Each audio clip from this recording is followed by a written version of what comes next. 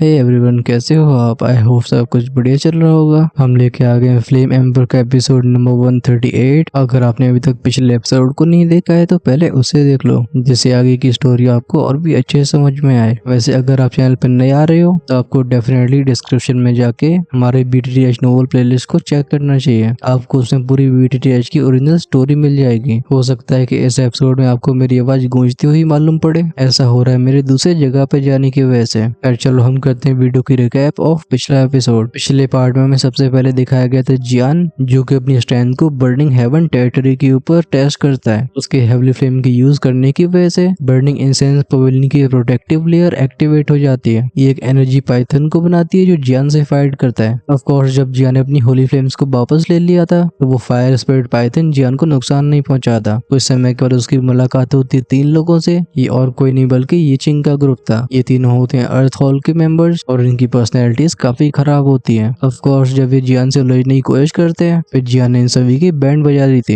हालांकि मैटर ये थोड़ा और लंबा खिंच गया था, बट उसके बारे में आप जानने के लिए पिछले पार्ट को देख सकते हो। एपिसोड की एंड में जाके जियान मिल चुका होता है अपने टीममेट से और वो फाइनली अपने कमरे में शिनियन से बात कर रहा होता है। बात करने का टॉपिक थी म्यूइंग। शिनियन जो कि खुद होली फ्लेम का स्पिरिट है, वो म्यूइंग से कुछ ऐसी चीजें सेंस कर पाता है जिसे जियान भी नहीं कर पाता। शिनियन के हिसाब से म्यूइंग होली फ्लेम की स्पिरिट हो सकती है। जैसे जैसे राज और खुलते जाते हैं जियान का एक्सप्रेशन सीरियस होता जाता है। ऑफ कोर्स कन्वर्सेशन अभी खत्म नहीं हुई थी और चलो हम उसे कंटिन्यू करते हैं इस एपिसोड से। शुरुआत में भौचक्का होने के बाद जियान ने अपने आप को काम डाउन करने की कोशिश करी थी। वो जब ध्यान से एनालाइज करता है तो वो पाता है कि भले म्यूइंग के एक्शन काफी सस्पिशियस हो, लेकिन उसका बिहेवियर ये सबूत नहीं देता है कि वो सच में एक होली फ्लेम स्पिरिट है। जियान कहता है भले इम्पॉसिबल ना हो, लेकिन तब ये नहीं कहा जा सकता है कि ऐसा होना मुमकिन नहीं है। तभी शिनियन की आवाज आती है। वो कहता है बात ऐसी भी नहीं है कि मैं एक इंसानी फॉर्म को ले सकूं, क्योंकि अगर मैं ऐसा कर सकता तो वो होली फ्लेम की पावर जैसे दुनिया के ज्यादातर लोग हासिल करना चाहते हैं, मैं बस उसे अपने लिए ना रखना चाहूँ। बस मुझे पता है कि अगर मैं ऐसा करने की कोशिश करता हूँ तो वो ट्रांसफॉर्मेशन बहुत पावरफुल एक्सपर्ट्स के ध्यान को आकर्षित कर सकती है और तब मेरे लिए जिंदा रहना ही बड़ी बात होगी। जियान साय करके बोलता है इन दोनों पॉसिबिलिटीज में मुझे म्यूइंग की होली फ्लेम स्पिरिट होने की पॉसिबिलिटी काफी कम लग रही है, लेकिन अगर ये सच भी है तब भी मैं अपने कर्तव्य से पीछे नहीं हट सकता हूँ। आखिरकार म्यूइंग ने हमेशा मेरी हेल्प करी है, खासकर ज्वालिंग रॉयल फैमिली के पॉइंट में। अगर म्यूइंग ने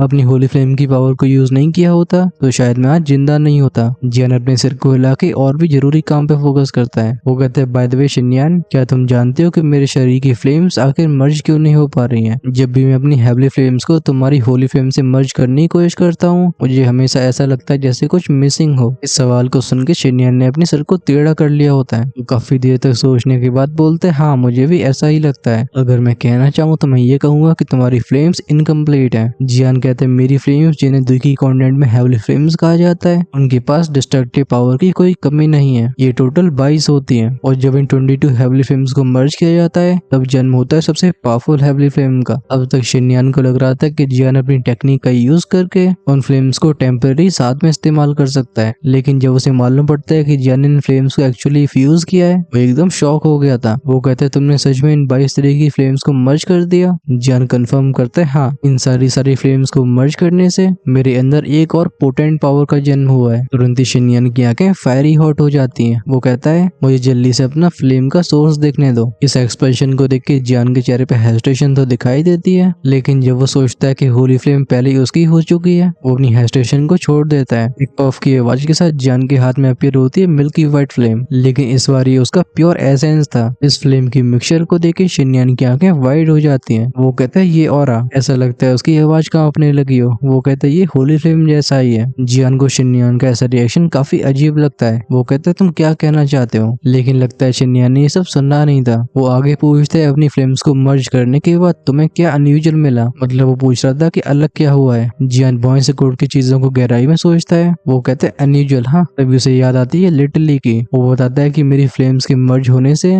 जन्म हुआ था लिटली का, जो कि एक फ्लेम स्पिरिट है। शुरुआत में वो एक फायर इन्फेंट था जो प्योरिफाइंग लोटस डिमोनिक फ्लेम से जन्मा होता है, लेकिन जैसे जैसे मैं आगे कल्टिवेट करता रहा और फ्लेम्स को मर्ज करता रहा शाओई फाइनली एक पावरफुल एंटिटी में इवॉल्व हो गया जिसके पोटेंशियल की कोई लिमिट्स नहीं है। अब तक शिनयान के एक्सप्रेशन भी सीरियस हो चुके थे। वो कहता है शाओई तो ये वो एंटिटी है जिसका जन्म तुम्हारे फ्लेम्स को मिलाने से हुआ है, लेकिन मैं तुम्हें बताना चाहता हूँ कि जो फ्लेम तुम्हारे अंदर है वो होली फ्लेम का बस एक एम्ब्रियो है। जियान कहता है एम्ब्रियो? शिनयान शेन्यान जियान की बात को कंफर्म करते हुए बोलता है हाँ, तुम्हारी हेवली फ्लेम्स के पास होली फ्लेम के कैरेक्टरिस्टिक्स हैं, लेकिन इनके पास वो रॉ पावर नहीं है जो इन्हें होली फ्लेम की कैटेगरी में लेके आए। अगर ये उस लेवल तक पहुंचना चाहती हैं तो इन्हें कई हेवली ट्रिबुलेशंस का सामना करना होगा। सिर्फ ऐसा करने के बाद ये ट्रू होली फ्लेम्स में इवॉल्व हो सकती हैं। जब जियान को फ्लेम्स के इवॉल्व होने का तरीका समझ में आता है, उसे खुशी और गम दोनों हो रहे थे। खुशी होती है इस नई जानकारी को हासिल करने की, और जियान थोड़ा दुखी इसलिए था क्योंकि अब तक उसने जिन हेवली फ्लेम्स को कल्टिवेट करने में इतने ज्यादा एफर्ट्स लगाए हैं वो असल में इनकम्प्लीट है। शेन्यान कहता है तुम बिल्कुल सही सोच रहे हो। अगर मैं चीजों को एस्टिमेशन के हिसाब से बताऊं तो तुम्हारे द्वारा यूज होने वाली हर 10 हेवली फ्लेम्स की पावर एक ट्रू होली फ्लेम के 10वें हिस्से के बराबर होगी। अगर तुम सच में आगे बढ़ना चाहते हो तो तुम्हें अपनी फ्लेम्स को मजबूत करना होगा। लगता है अब तक जियान के भी क्यूरियोसिटी का कीड़ा काट चुका था। वो कहता है मैं इसे स्ट्रेंथन कैसे करूं? इसका जवाब बस एक ही था, लिटरली। शेन्यान ने बताता है कि अगर तुम अपनी हेवली फ्लेम्स को पावरफुल बनाना चाहते हो तो इसकी बस एक ही चाबी है, वो है फ्लेम एंटिटी। क्योंकि लिटरली तुम्हारा फ्लेम का एम्ब्रियो है, उसकी ग्रोथ तुम्हारी फ्लेम्स को डायरेक्ट इन्फ्लुएंस करती है, और जब समय आएगा तो तुम्हें भी एक ट्रिबुलेशन का सामना करना होगा। जब तुम उसे सरवाइव कर लोगे तो तुम्हारी फ्लेम्स एक लेवल और ऊपर चले जाएंगी। अब तक जियान की आंखें एकदम डिटर्मिनेशन से भर चुकी थी। जियान कहता लगता है आने वाली ट्रिबुलेशंस के लिए मुझे लिटरली को पहले ही तैयार करना होगा। अब तक शेन्यान को भी जियान के कैरेक्टर के बारे में थोड़ा बहुत मालूम चल चुका था। उसके एक्सप्रेशन को देख के सॉफ्ट आवाज में कहता है बहुत अच्छे, लेकिन याद रखना ट्रिबुलेशंस बस स्ट्रेंथ पे बेस्ड नहीं होती हैं, ये तुम्हारी माइंड, बॉडी और सोल को भी टेस्ट करती है। इस वजह से तैयार तो तुम्हें भी होना होगा। अभी जियान का दिल काफी भारी भारी था, लेकिन उसे उम्मीद की किरण भी नजर आती है। अगर वो लिटरली को और भी पावरफुल बना के इन ट्रिबुलेशंस को क्रॉस कर लेता है तो जियान के पास एक अलग ही स्तर का एडवांटेज आ जाएगा। जियान इस चीज के बारे में जब और भी ध्यान से सोचता है, वो कहता है अगर हर एक होली फ्लेम के पास अपनी स्पिरिट और सोचने की क्षमता होती है तो फिर क्या इसका मतलब ये नहीं है कि मैं और होली फ्लेम्स को ऑब्जर्व नहीं कर सकता हूँ? इससे मेरा और भी कल्टिवेट करना मुश्किल हो जाएगा।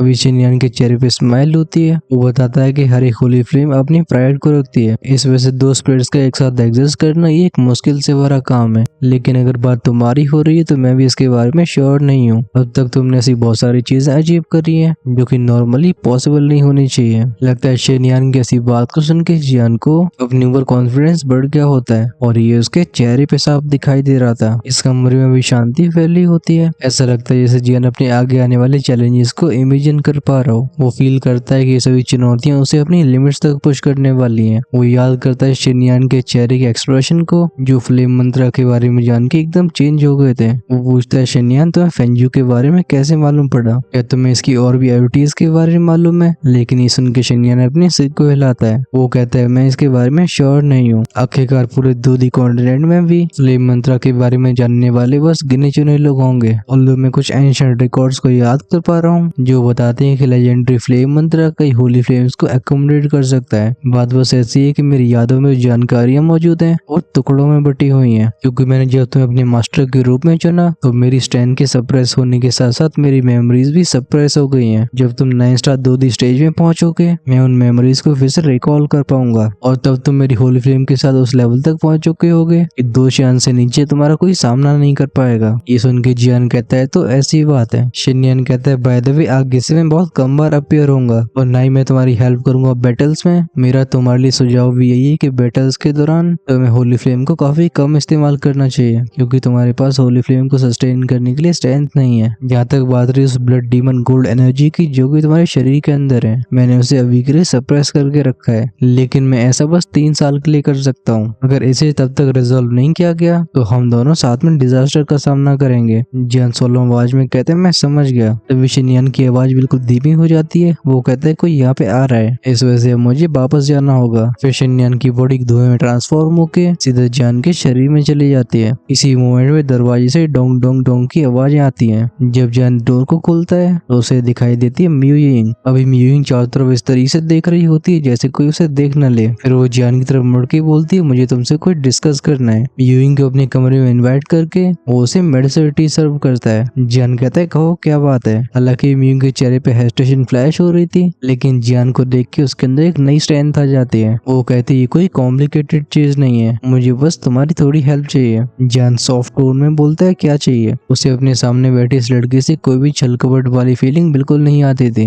इस वजह से जियान को ऐसा लगता है कि म्यूयिंग के साथ उसका और भी एसोसिएट करना कोई बुरी बात नहीं है। वो बताती है कि मुझे 6 स्टार दूधी ट्रिबुलेशन क्रॉस करनी है। म्यूयिंग की बात को सुन के जियान का रिएक्शन काफी ज्यादा शॉक था। वो कहता है क्या क्या तुम पागल हो गई हो? ये सुनने के बाद ही मियुइन के चेहरे का एक्सप्रेशन चेंज नहीं हुआ होता। वो कहती मैं पागल नहीं बल्कि मुझे स्ट्रेंथ चाहिए। वो बताता है कि दूधी ट्रबुलेशन का सामना करना ये कोई हंसी मजाक वाली बात नहीं होती है। तुम्हारी 5 स्टार दूधी की फाउंडेशन अभी इतनी मजबूत नहीं हुई है कि तुम इस कदम को ले सको। मुझे लगता है अगर तुम अभी ट्रबुलेशन का सामना करने की कोशिश करती हो तो मुसीबत को बढ़ावा देने के बराबर होगा। मियुइन जियान से कहती क्या तुम भूल गई कि हमने ज्वेलिंग इंपीरियल पॉन्ड की एनर्जी को भी ऑब्जर्व करके रखा है जो कि हमारे 6 स्टार दूधी की ट्रबुलेशन को क्रॉस करने में हेल्प करेगी। जियान तब भी अपने सिर को हिलाता है। वो कहता है नहीं, तुम्हारा ये स्टेप बहुत ही डेंजरस है। अगर तुम फेल होती हो तो तुम्हारी फाउंडेशन इस तरीके से गड़बड़ होगी कि जिसे दोबारा से सही करना बिल्कुल इम्पॉसिबल के बराबर होगा। जब नॉर्मल बात करने पे जियान बार बार रिएक्ट करता है, मियुइन की आवाज होर्स हो जाती है। वो डिटर्मिनेशन से भरी आवाज में कहती है मैंने आज तक अपने भाई के अलावा किसी से हेल्प नहीं मांगी है और आज मैं तुमसे मांग रही हूँ। जियान हो चुका था गुस्सा। वो कहता है क्या तुम सच में मौत को बुलावा देना चाहती हो? लेकिन मियुइन बिल्कुल डक से मग नहीं होती। वो कहती है मैं इंतजार नहीं कर सकती हूँ। गुस्से की वजह से जियान टीकप को टेबल पे मार देता है। वो कहता है ना का मतलब ना। लेकिन लगता है मियुइन जियान की आज बात सुनने के लिए नहीं आई थी बल्कि उसने डिसीजन ले लिया होता है। वो डिक्लेयर करती कि 3 दिन और जगह का नाम है होशन माउंटेन। फिर उसकी तरफ ध्यान न देके वो आराम से टी को एंजॉय करती है। जाने से पहले उसके आखिरी शब्द थे कि मेडिसिन टी काफी डिलीशियस थी। हम उसके फिगर को काली रात में गायब होते हुए देखते हैं। पीछे रह गया था फ्रस्ट्रेटेड जियान। वो गुर्रा के बोलता ही आखिर करना क्या चाहती है? डैम इट, क्या ऐसे बिल्कुल मौत का डर नहीं है? क्योंकि मियुइन चली गई थी तो शिनयान दोबारा बात कर सकता था। उसकी आवाज गूंजी थी जियान के दिमाग में। वो कहता है ये लड़की मियुइन सीक्रेट से भरी हुई है और मैं सेंस कर पा रहा हूँ कि वो तुम्हें इंटरेस्ट लेने लगी है। मुझे लगता है तुम्हें भी एक बार कोशिश करनी चाहिए। जियान पहले इरिटेट हो चुका था और ये बातों से बिल्कुल नहीं पाती। वो कहते हैं फालतू की बातें मत करो, मैं बस जानना चाहता हूँ कि आखिर वो क्या करना चाहती है। शिनयान बताता है कि उस लड़की के अंदर की होली फ्लेम तुमसे कई गुना स्ट्रॉन्गर है और ये तुम्हारी फायर हार्ट यानिन के साथ रेजोनेट कर रही होगी। अगर वो जल्दी से ब्रेक थ्रू नहीं करती है तो उसकी स्ट्रेंथ आउट ऑफ कंट्रोल हो जाएगी। ये सुन के जियान भौं से कोड के बोलता है तो तुम कह रहे हो कि वो पूरी तरीके से गलत नहीं है? शिनयान कहता है करेक्ट। अगर इसके बारे में ध्यान से सोचा जाए तो उसके फेल होने के चांसेस ज्यादा नहीं है क्योंकि अब उसके पास कोई विकल्प नहीं रह गया था। जियान साय करके बोलता है ठीक है, मुझे उसकी हेल्प करनी होगी। फाइनली अपने फोकस को शिफ्ट करता है जियान अपने शरीर के अंदर। वो इस नई होली फ्लेम को ऑब्जर्व करने लगता है। फिर वो अपने दिल किसी के अंदर के फ्लेम बीस्ट को देखता है जो भी शांति से सोया हुआ था। जियान कहता है मेरी स्ट्रेंथ पहले से ही 6 स्टार दूधी के लेट स्टेज में पहुंच चुकी है क्योंकि मेरे पास पावरफुल स्पिरिचुअल स्ट्रेंथ और होली फ्लेम जैसे ट्रम्प कार्ड्स हैं। मुझे एक 7 स्टार दूधी से भी डरने की जरूरत नहीं है। ये सोचते सोचते जियान का ध्यान काइलिन की तरफ जाता है। इसे ज्वेलिंग रॉयल फैमिली और मेडुसा क्लैन के बीच के कॉन्फ्लिक्ट्स याद आते हैं। जियान कहते हैं काइलिन तुम इस कॉन्टिनेंट में 2 चांद तक तो पहुंच गई हो लेकिन इसकी तुम्हें क्या कीमत चुकानी पड़ी? खैर कीमत चाहे कुछ भी हो लेकिन मैं हमेशा तुम्हारे साथ रहूंगा। आफ्टर ऑल मेरी जियान की वुमन वो मेरे हुए हार नहीं सकती है। जब उसके दिमाग में ये सब विचार चल रहे थे शिनयान भी जियान के फ्लेम मंत्रा के बारे में सोच रहा होता है। वो कहते हैं फ्लेम मंत्रा क्या इस बच्चे के लिए ब्लेसिंग है या एक कर्ज, ये तो भी देखना बाकी है। लेकिन हिस्ट्री बताती है कि एंशिएंट टाइम से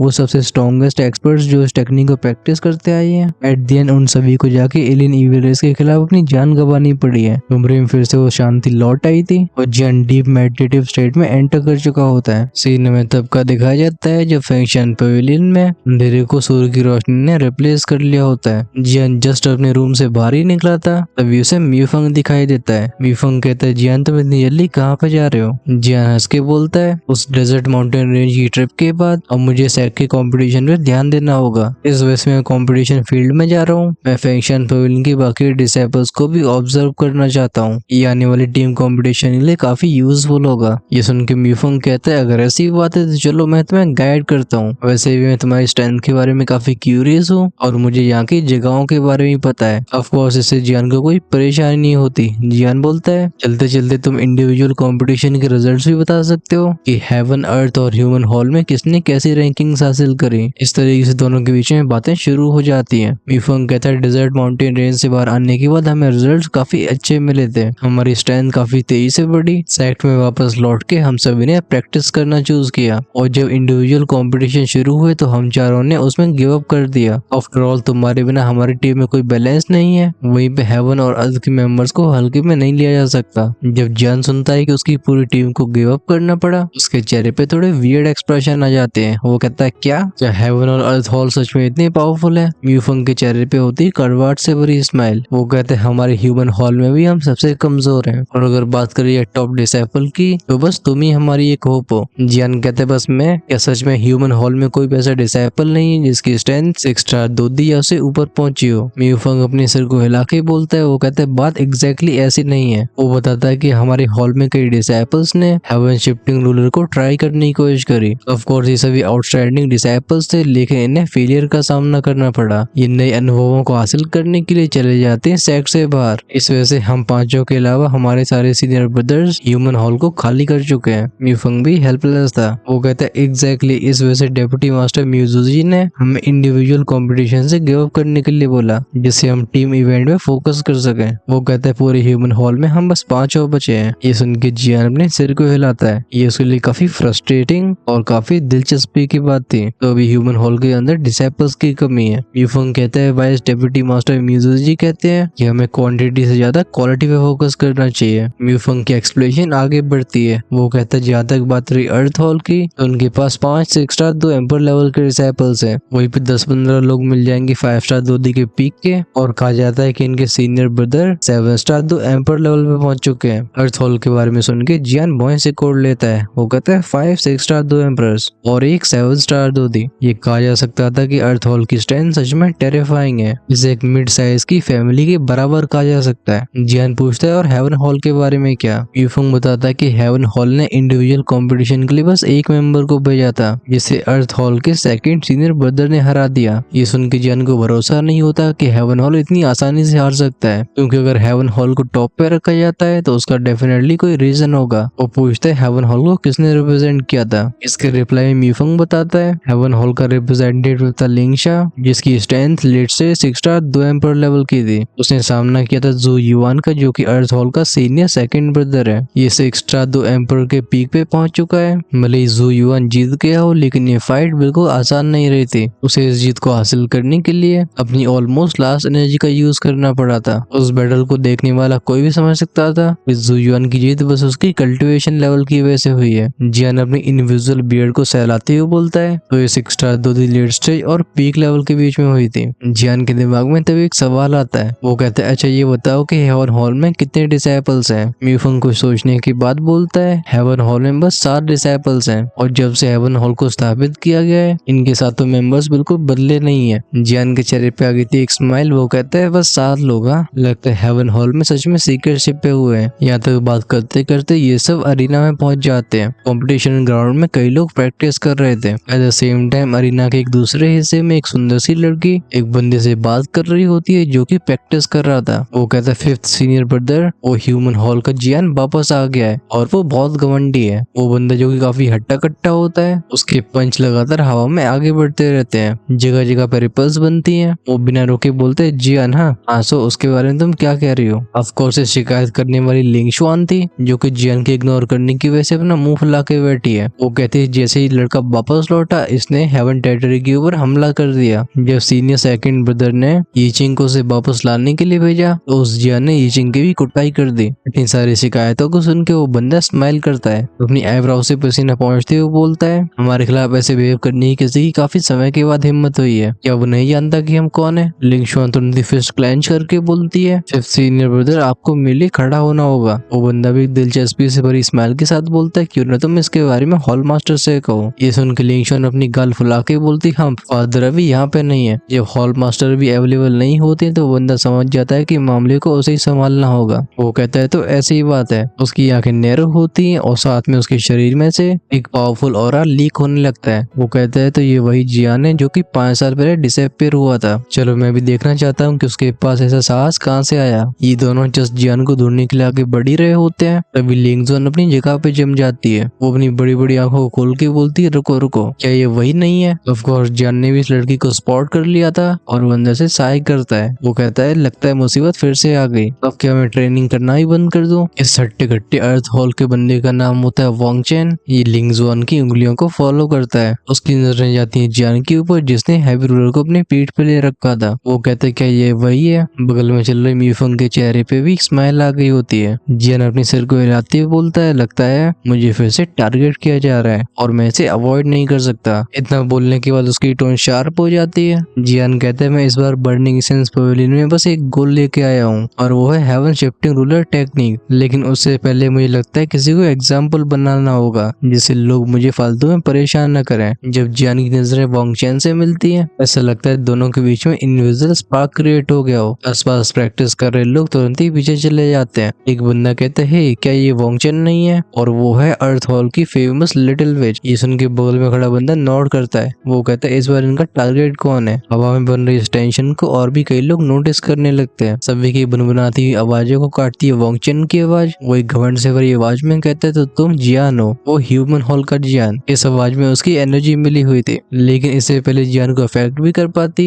एक इनविजिबल ऑरा इसे पूरी तरह से तबाह कर देता है। अपने पहले एक्सचेंज को हारने की वजह से वांग चेन भौं उठा के बोलता है, तो तुम जियान हो, जो इस बार पॉइंट्स ग्रैबिंग कंपटीशन का चैंपियन रहा था। लगता है तुम काफी इम्प्रेसिव हो। वो भले ही बाहर से चाहे कितना भी टफ बनने की कोशिश कर रहा हो, लेकिन अंदर से वांग चेन भी काफी अलर्ट और कंफ्यूज फील कर रहा था। वो कहता है, इसने अपने ऑरा को काफी टाइटली दबाया है और इसका ऑरा मुझे प्योर और सीक्रेट लग रहा है। मैं इसकी स्ट्रेंथ को सेंस नहीं कर पा रहा हूँ, लेकिन यहाँ तक मेरा अंदाजा है ये 5 स्टार दोदी पीक से ऊपर नहीं होना चाहिए और इस वजह से 6 स्टार दोदी की स्ट्रेंथ इसे आसानी से क्रश कर पाएगी। खैर इससे पहले वो और कुछ बोल पाता है, जियान की आवाज उसके कान में जाती है। वो कहता है, अगर बर्निंग एसेंस पवेलियन में और कोई जियान नहीं है तो वो मैं ही हूँ। अभी क्राउड के बीच में एक और बंदा मौजूद था जिसकी आंखें जियान को देख के नैरो हो गई थी। वो कहता है, ये फायरी ऑरा, ये बहुत ही क्लेंजिंग और होली फील हो रहा है। मैंने इसे आज से पहले सेंस नहीं किया है। अगर कोई ध्यान से नोटिस करता तो शायद वो इसे पहचान जाता है कि ये और कोई नहीं बल्कि हेवन हॉल के साथ और डिसाइपल्स का लीडर है। लेकिन लगता है अपनी प्रेजेंस को पूरी तरह से छिपा रहा होता है। सीन वापस लौटता है वांग चेन की तरफ। वो जियान से गूंजती हुई आवाज में कहता है, तो तुमने बर्निंग हेवन टेरिटरी पे ट्रेसपास करने की कोशिश करी, क्या तुम बताना चाहोगी कि ऐसा तुमने क्यों किया? जियान कहता है, मैं क्यों बताना चाहूंगा, क्योंकि अगर मैं कहता हूँ कि एक एक्सीडेंट था तुम वैसे भी मेरा भरोसा नहीं करोगे। अभी मीफंग के चेहरे से भी स्माइल चली गई होती है क्योंकि वो दूसरी पार्टी की आंखों में घमंड साफ तौर पे देख पा रहा है। वो जियान को एक हल्की आवाज में बताता है कि वांग चेन है। इससे अर्थ हॉल में 5th सीनियर ब्रदर कहा जाता है और इसकी स्ट्रेंथ है 6 स्टार दोदी के मिड स्टेज पे। मुझे लगता है अभी हमें अपनी स्ट्रेंथ को छिपा के रखना चाहिए। लेकिन जियान अपने हाथ को वेव करता है। वो कहता है, चिंता मत करो, क्या तुमने ये नहीं कहा था कि अर्थ हॉल के लोग ह्यूमन हॉल के मेंबर्स को अच्छे से ट्रीट नहीं करते हैं? तो फिर क्यों ना आज इनके साथ भी ऐसा ही बर्ताव किया जाए। जब जियान वांग चेन को इग्नोर करके मीफंग से बात करने लगता है, लगता है ये बात वांग चेन को पसंद नहीं आई थी। वो कोल्ड आवाज में कहता है, रिगार्डलेस तुमने बर्निंग हेवन टेरिटरी के ऊपर हमला क्यों किया हो, तुमने सेक्ट के रूल्स को तोड़ा है और तुम्हें उसके कॉन्सिक्वेंसेस फेस करने होंगे। वांग चेन की बात को सुन के भीड़ में और भी गुनगुनाने की आवाजें गूंजने लगती हैं। एक बंदी कहती है, इस जियान की स्ट्रेंथ इतनी वीक नहीं होगी जैसे ये देखने में लग रहा है। मेरा मतलब है कि उसने ट्विन गोस्ट एम्पर को हराया था, ये कोई छोटी बात नहीं है। उसकी सहेली कहती है, बिल्कुल सही कह रही हो, क्योंकि वांग चेन की ऑरा के सामने भी जियान बिल्कुल हिला नहीं है। लगता है ये अपनी स्ट्रेंथ को छिपा रहा है। पहली वाली बोलती तब भी एक 6 स्टार दोदी मिड स्टेज का एक्सपर्ट। मुझे लगता है जियान की कल्टीवेशन अभी यहाँ पहुंची नहीं होगी। और वांग चेन का ऑरा और भी ऑपरेसिव हो गया था। वो जियान की तरफ कदम आगे बढ़ाते हुए बोलते, जियान तुम्हें चुपचाप मेरे साथ अर्थ हॉल चल के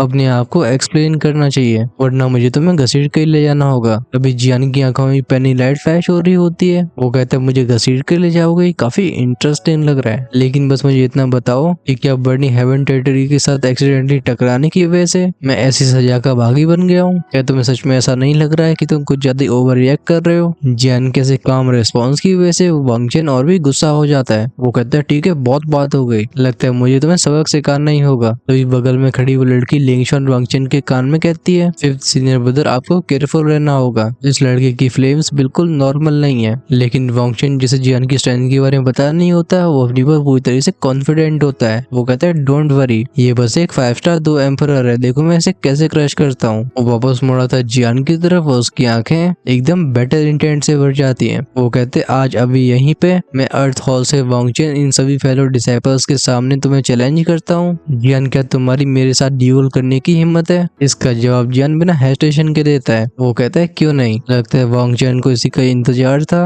वो कहता है, जूनियर ब्रदर ये तुमने खुद बोला है, आगे जो होगा उसके लिए तुम मुझे ब्लेम नहीं कर सकते हो। अब तक वांग चेन उन कारणों को ढूंढ रहा था इनका इस्तेमाल करके वो जियान से फाइट कर सके, क्योंकि सेक्ट के अंदर पब्लिकली कुछ भी करना इसके लिए तुम्हें एक वैलिड रीजन चाहिए होता है। उसके हिसाब से जियान के एक्शन मूर्खता से भरे हुए हैं। आखिर एक कल का बच्चा अथॉरिटी को कैसे चैलेंज कर सकता है? वांग चेन जियान को अरीना की तरफ इशारा करता है। वो कहता है, यहाँ पे इस जगह को डुअल बैटल के लिए डिजाइन किया गया है। इस अरीना में होने वाले अटैक्स की एनर्जी बाहर नहीं फैलेगी और ये 7 स्टार 2D लेवल के अटैक्स को झेल सकता है। अभी भी जियान के चेहरे पे कोई इमोशन एक्सप्रेशन नहीं होता है। वो कहता है ठीक है। वहीं पे अभी मीफंग की तेजी से हंसने की इच्छा हो रही थी। वो मनी मन में कहता है आई वंडर जियान से पिटाई खाने के वाले सीनियर ब्रदर वांग जियान कैसा लगने वाला है। मीफंग को बिल्कुल शक नहीं होता है कि इस फाइट में कौन जीतने वाला है। दोनों लोग अरीना में एंटर करते हैं। ये जगह 10 मीटर चौड़ी होगी, लेकिन जो चीज जियान के ध्यान को आकर्षित करती है वो होते हैं सप्रेशन फील्ड। इस अरीना के चारों तरफ एक ऐसा बैरियर फैला हुआ था जो पावरफुल अटैक्स को रोकने के काम आएगा। जियान फील करता है कि 8 स्टार 2D से नीचे के लेवल को झेल सकता है। जिस तरीके से अब तक जियान ने बिहेव किया है, वांग चेन भी थोड़ा सा नर्वस हो गया था। वो अपने आप को कंपोज दिखाते हुए बोलता है ये बस एक स्पारिंग मैच है, मतलब फ्रेंडली डुअल। एक बार हार जीत फाइनल करने के बाद हम रुक जाएंगे। अब तक जियान भी इरिटेट हो चुका था। वो कहता है ठीक है, कम नॉनसेंस करो, तुम स्टार्ट करने वाले हो या मैं शुरू करूं। तब तक क्राउड के बीच में जो बातें चल रही होती हैं वो अचानक से बंद हो जाती हैं। सभी देखते हैं जियान की तरफ। इन्हें जियान के शब्दों में भरोसा नहीं होता। ऑफ कोर्स ये नहीं जानते थे कि जियान को फर्क नहीं पड़ता था कि वांग चेन है ये अर्थ हॉल का सबसे स्ट्रॉन्गेस्ट मेंबर। आज वो इन सभी को क्रश करके मानेगा। वहीं पे जियान की बात को सुन के वांग चेन की आंखें डेंजरस हो जाती हैं। वो कहता है चलो शुरू किया जाए। उसके मुंह से शब्द बाहर ही निकले थे। वांग चेन की बॉडी आगे शूट हो जाती है। तुरंत ही उसके चारों तरफ एक एनर्जी का स्टोर बन गया था। ऐसा लगता है इसके सामने कुछ टिक नहीं पाएगा। वहीं पे इसके जवाब में जियान बिल्कुल मोशनलेस होता है। उसके चेहरे के काम एक्सप्रेशन ने सभी को स्टन कर दिया होता है। लोगों को समझ में नहीं आता कि लड़का खड़ा होकर कर क्या रहा है। एक बंदा बोलता है क्या इसका दिमाग घूम गया है। इस वांग चेन की स्ट्रेंथ कम से कम 6 स्टार 2D के मिड स्टेज पे है और ये अपनी ब्रूटल स्ट्रेंथ के लिए जाना जाता है। इस वांग चेन के खिलाफ सेम लेवल का एक्सपर्ट भी स्ट्रगल करेगा। मुझे लगता है जियान डर की वजह से जम चुका है। ऑफ कोर्स क्राउड में कई ऐसे लोग भी होते हैं जिनकी नजरें काफी पैनी थी। वो सेंस कर पा रही थी कि जियान यहाँ पे दिखावा नहीं कर रहा है, वरना ही वो डर की वजह से जम चुका है। ये होता है कॉन्फिडेंस, वो भी अपनी स्ट्रेंथ पे। वहीं पे वांग चेन जिसकी फिस्ट एकदम चमकने लगी होती है, उसे जियान का ऐसा करना घमंड दिखाई दे रहा था। वो कहते हैं मैं भी देखना चाहूंगा कि क्या तुम सच में इतने टफ हो जितना रूमर्स कहते हैं। अगले पल में वांग चेन की फिस्ट सीधे जाके टकराती है जियान के सीने से। हाउएवर जिस मोमेंट में इम्पैक्ट हुआ था वांग चेन का एक्सप्रेशन चेंज होता है। वो कहता है क्या ये इतनी हार्ड क्यों है। तुरंत उसे अपने हाथों से ऐसा दर्द महसूस होता है जैसे उसकी हड्डियों का चूरमा बन गया हो। उसे ऐसा फील होता है जैसे उसकी पावरफुल की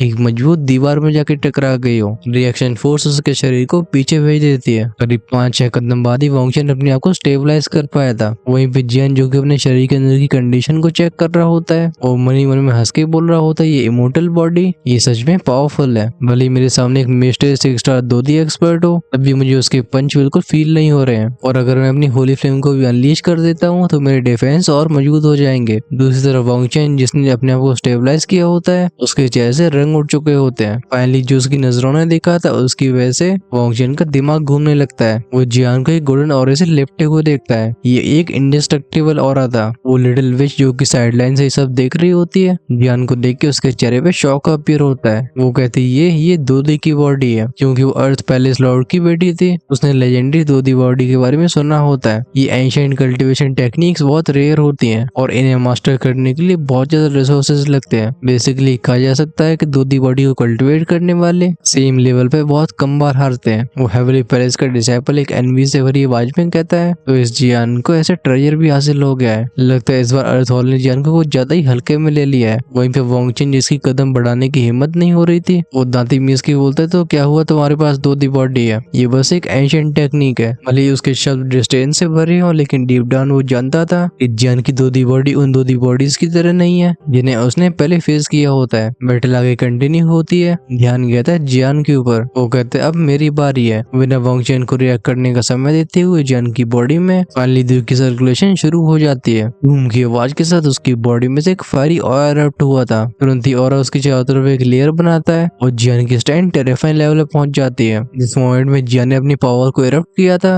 वांग चेन का दिल हिल गया होता है। भले ही बाहर खड़े लोग महसूस न कर पा रहे हो लेकिन वांग चेन जो कि अरीना के अंदर था वो जियान के अंदर एक बीस्ट को फील करता है। जियान की बॉडी डिस्टॉर्ट हुई थी और हम इसे अपनी जगह से गायब होते हुए देखते हैं। अगली बार सीधा वांग चेन के सामने अपीयर हुआ था। अभी जियान के हाथ में एक ओवरवेलमिंग फायर एनर्जी इकट्ठी हो चुकी थी। अटैक का नाम था इमोर्टल पाम। चारों तरफ क्राउड ने जैसे रिएक्ट किया होता है तभी जियान का पंच टकराता है वांग चेन के पेट में। एक लू मुफल्ड पफ की आवाज के साथ वो फ्लेम्स पूरे अरीना को ढक लेती हैं। जियान की ऐसी असॉल्ट की वजह से अरीना ट्रेम्बल होने लगा था। भले वो रिपल्स अरीना रोक पा रहा हो, पास खड़े लोग तब भी अपने कदमों को पीछे ले लेते हैं। जब अरीना के अंदर से फ्लेम साफ हुई थी सभी को तो फिगर्स दिखाई देते हैं। जियान की हथेली अभी वांग चेन के पेट में प्रेस हो रही होती है। वहीं पे वांग चेन काउंटर अटैक करने के लिए अपने हाथ को उठा रहा होता है। बात बस ऐसी थी कि उसके एफर्ट्स बिल्कुल फ्यूटाइल थे, क्योंकि कुछ समय पहले जो हुआ है उससे उसे भरोसा नहीं हो रहा होता। हम अचानक से उसकी बॉडी को ट्रेम्बल होते हुए देखते हैं। जियान ने अपने कदम को वापस लिया था और वो अपने हाथ को पीछे रखता है। वो एक काम आवाज में कहते तुम हार गए हो। जिस मोमेंट में जियान पीछे मुड़ा था, हम जमीन पे वोंगचन की बॉडी को कोलैप्स होते हुए देखते हैं। वो पूरी तरीके से बेहोश हो जाता है। वो क्राउड जिसे शोर मचाना चाहिए था, उसमें एक पिन ड्रॉप साइलेंस छाया हुआ होता है। इन सभी की आंखें देख रही होती हैं जियान की फिगर को।